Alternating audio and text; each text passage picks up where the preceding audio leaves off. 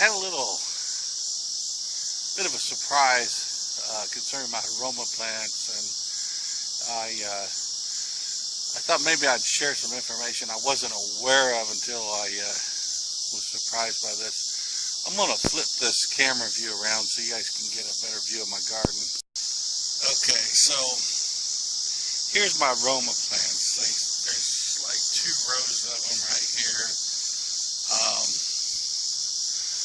As you can see, this is September.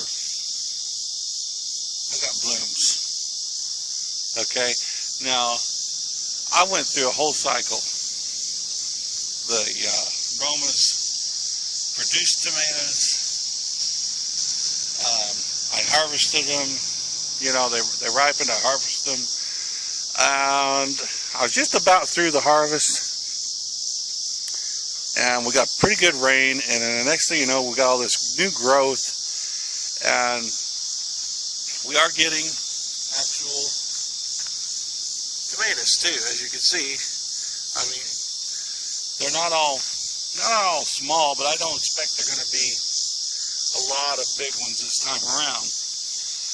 But these Romas, I believe, are what you call a determinant, and that's the way they acted. As I said, they produced a whole bunch of tomatoes, and then I thought that was it. I wasn't expecting any more. Now all of a sudden, it looks like I'll get another cycle of them. And I looked it up, and sure enough, I guess that's the way they work. But I've never had that happen before, and maybe that was just my experience. But I thought I would share that with you in case any of you were under the same impression, you know, before you pull up all your Romas. Now I do want to show you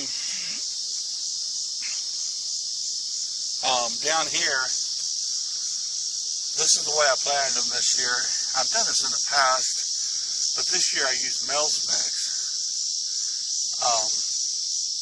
I put it in a concrete block, loosen the soil up underneath. I put the Mel's mix in the concrete block, and then I put these shingles. I picked these shingles up at like auction. It's just where the contractors they'll have a few extra shingles left over when they do a roof. So some of the contractors will put those aside and just take them to the auction when they're done. I got like a third of a skid for like less than $20. And so I just put them around here. There is some weeds getting up between them, but it kept the weeds down pretty good without much trouble on my part. I will say one thing though about Romas. I used a little bit of I used a little lime. I just early in the season I gave them a little lime to kind of help harden the skin on them, and I think that helps to prevent that BER that you might have experienced if you're like me. I almost didn't even grow these because I thought they'll just all have that blossom end rot and that'll be it. But no trouble with them this year. Got a few weeds here I've got really should probably take care of. Anyway, and then here's my regular tomato. These are this is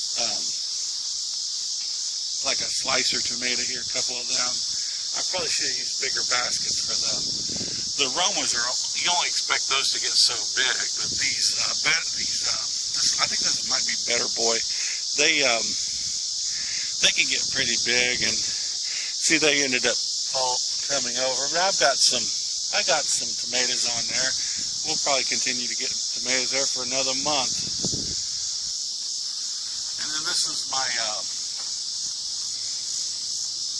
cherry tomato. I'm still getting some cherry tomatoes on here. This thing grew up. I think I had that at about 10 feet.